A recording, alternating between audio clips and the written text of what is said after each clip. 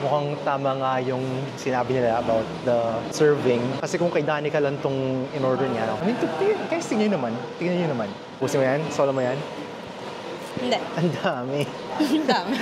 Ang dami. Good afternoon, guys. It's Monday. It's Monday, July 15. Galing kami ngayon sa Kabuyao, sa mami ko. Na mama ko. Na mama ni Dennis. Na mama niya. Papunta kami ngayon sa Bae, Laguna. Meron kami gustong itry doon, Lola's Cafe, na masarap daw. Gusto namin siya itry for lunch. Hindi pa kami nagla-lunch and breakfast. Sa katabi nun, meron din pots and kettle. Doon namin plan magkape and cheesecake. I love! Ay! Ingat tayo dito, maliit ang daan!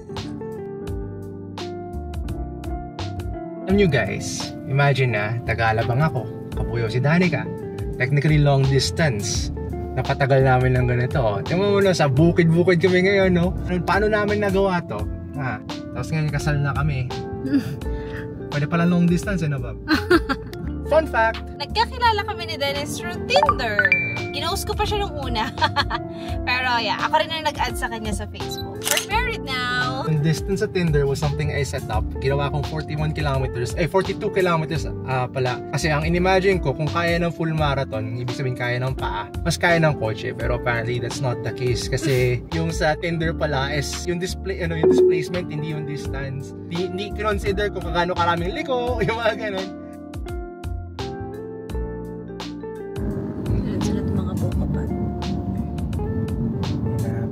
Na ito naman tayo, may araw sa likuran, tapos end of the world dun sa malayo.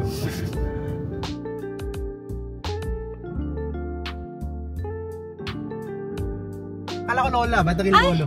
Lolo's Place, pero ito Lolo's Cafe. Okay. I think event space yun. Okay. Tapos ito ang totoong kainan. Hi guys! We're here. Ito na kami after 45 minutes of drive from Kabuyao, Laguna. Ngayon nasa Bae, Laguna na kami. Excited kasi wala kaming breakfast, wala kaming lunch pa. First meal namin to. So, tara na, kain na tayo.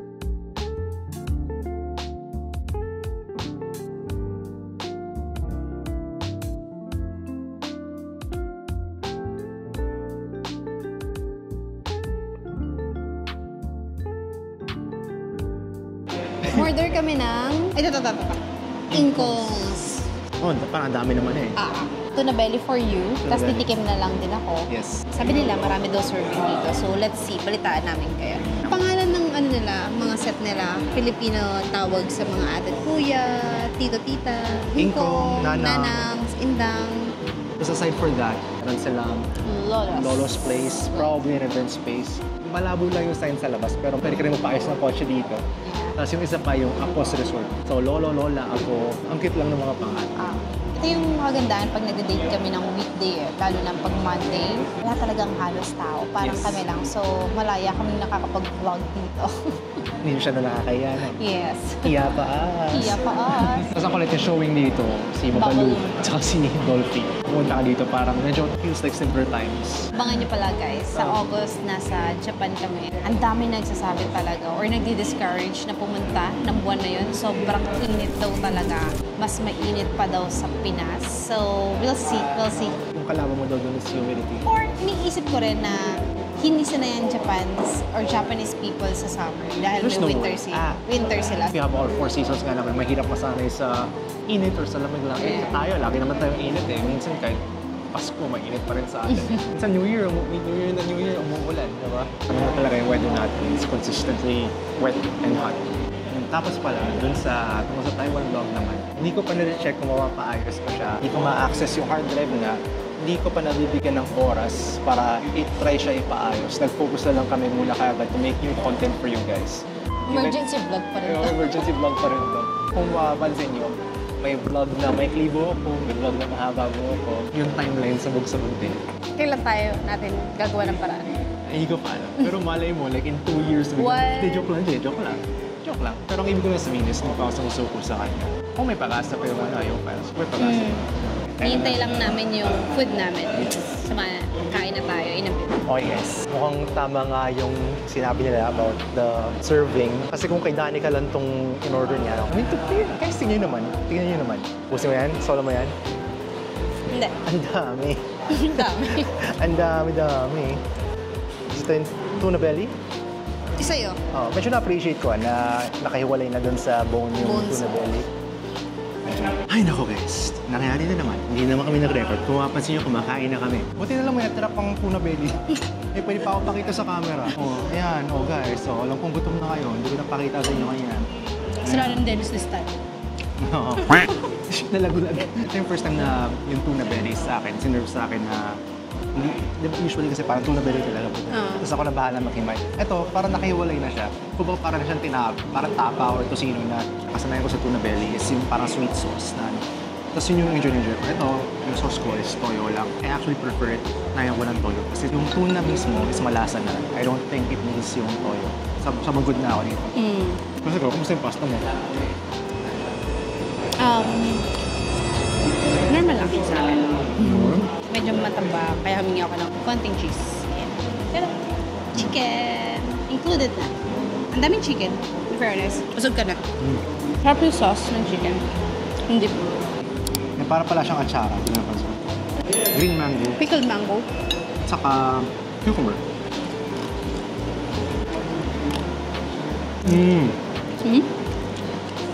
Sarap yung pickled. Ba't sinabay ko sila kanina pa? Ano talaga? Yung sweetness na hinahanap ko sa sauce nasa atsara. Wala namang bell pepper, no? Parang may bell pepper doon. Bell pepper yun. Naiwasan ko yung bell pepper. Wala akong pakiko ng klaseng luto, hindi ako mag-bell pepper. Papaya may pag-asa pa pag-hilaw. Oo, nagtinola ako, di ba? Sarap. Sarap ng tinola. Gawa ni Dani. Gawa kang tinola, guys. Sobrang daming luya. Panalo. Pang isang linggo pa namin yun. Eto ba? Ano to? Bell pepper nito? O pickle lang? Pickled bell pepper. Hindi nga. Ang dami ng pasta. Nakabusog na ako. Ano ka na? Kaya kami makakatipid sa Japan eh. Bilis mabusog. May kasama ko siyang ganito oh. Dalawang ganyan. Parang pantatlong taong babae ito. Ilang babaeng aso? Taong babae. Taong babae? Kailangan ko palinawin na tao eh. Pag ba sa babae, kaya mo ba? Hindi, pag lalaki. O, diba? Children, O, pag lalaki, diba? I guess if we're going with theme, parang ito rin yung asahan mo sa pupunta ka sa bahay ng relative. Handaan nila. Yung tita mo, paborito mong tita. O paborito kang pamangkin ng tita mo. Tapos pinagluto ka. Ganyan. Very cozy. It feels home. It feels like home. Bawal magtira sa couple na to. Whoosh. Whoosh. Ayun yung... Whoosh.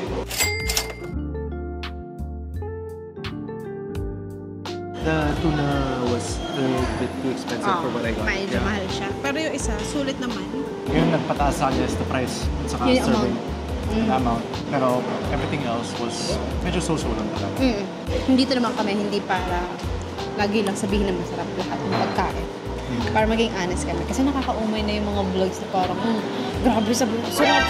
Mga nakikita akong post na kumbaga parang nabudol daw sila kasi yung vloggers daw parang sarap na sarap pagdating nila doon. Sakto lang pala or hindi naman ganun kasarap para lang may, kasi gets ko naman nakapag-exciting and really loud sa pag-take mo ng video parang mas nakakuha nga ng attention talaga. Parang at the same time, we're not being honest.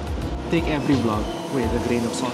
Isipin mo kung they're doing the reaction for the sake of making content. Or affiliated ba sila? Or affiliated ba? Kung makakita ka ng vlog na negative yung review, it's probably more honest than the overly, sarap, life-changing, na-cure yung answer ko sa fried chicken, na mga reactions. Alam mo? How's the chicken? Okay rin naman. Sakto lang. Mas masarap gawa ko eh.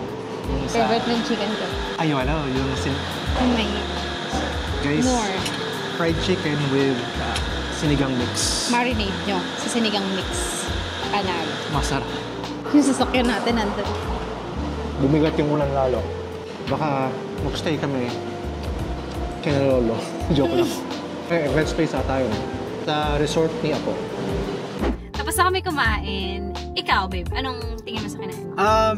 First off, yung in-order ko, yung tuna belly. I've had better tuna belly for less. I mean, masarap naman. Medyo nagmali rin ako ng kain ko kasi it's way better if you eat it with the atsara na provided. Kasama nila. Nakasama dun sa ano. Kasi diba nasanay nga ako dun sa ano, yung tuna belly usually yung sweet sauce. Yung sauce ng akin is toyo lang. Yung tuna belly itself is tasty enough. Kung nag-provide sila ng toyo, you don't even need the toyo anymore. Kahit yung atsara na lang ang gamitin mo. Tapos that is enough to act as a sweet sauce. Even with that, I still don't think na worth 300. 370. Interesting na sinerve nila sa akin yung tuna belly na hindi yung buong belly na Which is hindi na hassle. Hindi na hassle. Pero at the same time, hindi mo alam kung buong tuna belly ba yung nakuha mo. Medyo, para sa akin medyo mahal. Sa akin naman, yung in-order ko, yung set, 530 pesos siya. Madami naman. Madaming serving. Kung serving yung pag-uusapan, madami. Pero, I think yung lasa. Yung pasta, yung tuna pasta, medyo matabang. So, nanghingi ako ng cheese para magkalasa ng konti. Yung chicken, hindi ko trip yung breading, pero madami talaga. I mean, kung marami kayo sa grupo, sabi ko nga kay Dennis, parang good for 3 girls na to, na hindi matakaw. May kasama pa rin siyang 2 Hungarian sausage. Medyo dry. Oo, medyo dry. So, overall, sa 530 pesos, kung dami yung pag-uusapan, sobrang sulit. Hindi ka magkakamali. Pero yung lasa, I guess, may konti pang room for improvement. Literal lutong bahay. Lutong bahay. Alam mo yung pag bumisita ka sa tita mo na paborito kang pamangkin at this time yung tita mo pagluluto ka. Nung hindi naman expert pero alam mo yun, nag-effort na maghanda para sa'yo. Mga ganong lasa. I think mga 200 meters away nandun na yung pots and kettles. Let's have dessert and coffee there. Yes, please. Yes, please. Ayan, ito lang yung Lola's Cafe. Ayan lang siya. Paalis na kami. Alis na kami. And pakita namin kung gaano kalapit yung pots and kettles.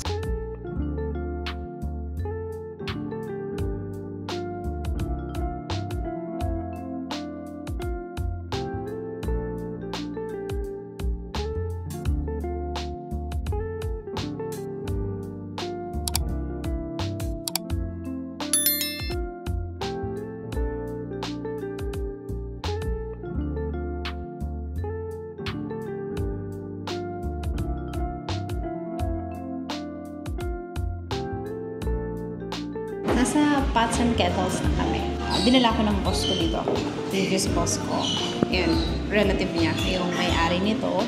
Natikman ko na yung mga cheesecakes nila and pasta dito. Masasarap. Hi, Ma'am Ai. Hi, Ma'am Ai. Please like and subscribe. Yeah.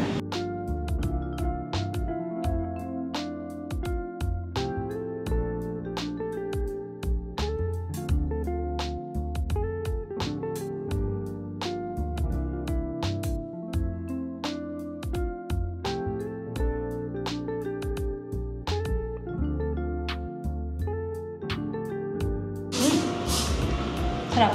Sarap. Try mo. May sir. Ate.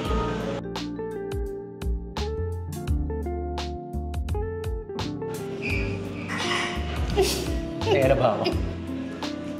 May bubbles mo. Sarap. Sarap. Mukha siyang kohol. Kohol na. Pero masarap siya. Appetizing siya sa... Imagine mo kung ganyan yung nakakabit sa pader natin sa bahay. Ganyan yung mga kohol natin.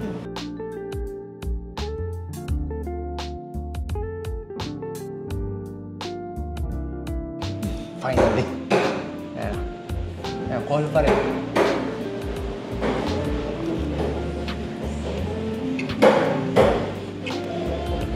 Sarap yung bread. Parang gusto ko may more on mga chocolate sauce. Akala ko nga chocolate sauce to. Literal. Ito mo guys, nakakauto yung plato. Akala mo mayroong chocolate sauce na dressing. Part pala ng plato.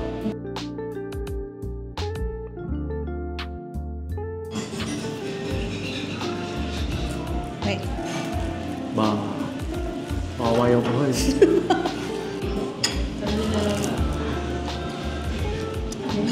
I wish may feeling sa loob. Hindi nga, sabi ko nga. Yeah, that's how you do it. That's how you eat. Croissant, you eat it like a burger. It would be nice if may options sila ng ham and cheese. Yan lang ba talaga? Parang. Maybe you can order ham and cheese. Pwede Or ba? cured meat, no?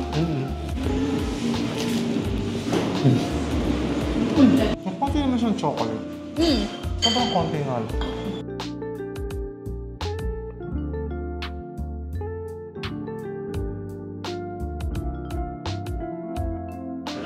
Hindi ko masasagot. Kapal niya, no? Yeah, slice na. Mas masarap pa to eh, no?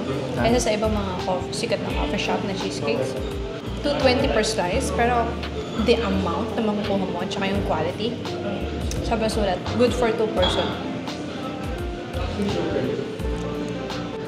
Hindi ko alam kung hindi lang kami marunong kumain ng cheesecake, guys. Pero laki ko sablay. Ayan, there you go. Sa dami ng cheesecake na kinain natin, hindi mo pa alam kung marunong tayo. Like, variety talaga.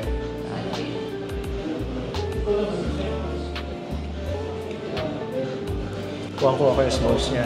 Marshmallows, graham crackers, yung chocolate. Yung chocolate niya, parang hindi ko lang alam kung may nakuha akong chocolate o hindi. Pero parang matigas yung chocolate from here. Pero once you bite into it, it's very punchy. Enjoy na enjoy ko rin yung marshmallow. Sobrang lambot niya, sobrang complementary talaga sa the rest of the cake. Talagang smash talaga. Is it safe to assume na isa siya sa best cheesecake na nakain natin? Oh, one of the better ones for sure. Kasi usually when we eat cheesecake, ano lang mga choices natin. It's usually the normal, the usual. Blueberry, strawberry, your cheesecake. Yeah, it's pretty up there. It's up there. It's up there. Tsaka grabe, ang kapal niya.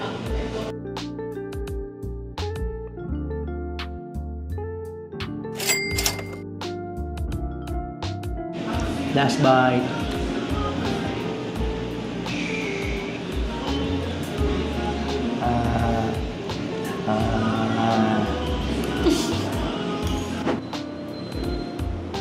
Pots and kettles, bye-bye. Hindi siya makapasok. Hi! Okay, tapos na kami sa aming food trip. And then ito na high note. Sa Bae. Ikaw, babe, kamusta ang araw mo? Ano na ba disappointed dun sa kinalola kasi medyo na-hype kami with that place. Eh, we ended it on a high note kasi yung pinuntahan namin dati dito, initially talaga, is yung Pots and Kettle. First time namin tinala yung s'mores sa cheesecake nila. It's really good. Siguro kung may skill ako, yung top na skill ko is yung natry ko last week, which is the triple decker kasi napaka-creamy talaga nun. Kumbaga, one of the highlights na sa Arabella. So kung yun yung gagamitin kong metric na yun yung top ng cheesecake skill ko, siguro one step down from Arabella lang, which meaning to say na it's still really good. We ordered a single slice lang, pero nung dumating yung slice, it didn't look like a single slice. Parang siguro mga 5 galon pa, may buong cheesecake ka na. Parang ganun yung dating sa akin pag binuo mo yung cheesecake. Ikaw, Bob, anong masasabi mo? Siguro, isa pang punta. Isa pang punta kay Lola Cafe. Kasi parang, hindi masyadong okay yung mga nakain namin. Pero, I think hindi rin naman namin na-order yung dapat orderin. So, I think pagbibigyan pa namin, isa pang punta para malaman kung doon pa namin i-judge. Si Pots and Kettle talaga, gusto ko yung kape na in-order ko, cappuccino. Nagkabaliktad kami ni Dennis, pero nagustuhan ko rin yung order ko. Tama si Dennis regarding sa cheesecake, maraming laman. For $2.20 per slice, pero kung i-imagine mo, parang 2 slices yung nakuha mo So, worth it siya. Voted dun yung ending ng ng vlog namin. Bye guys! Bye guys! Love you! Love you! Love you guys!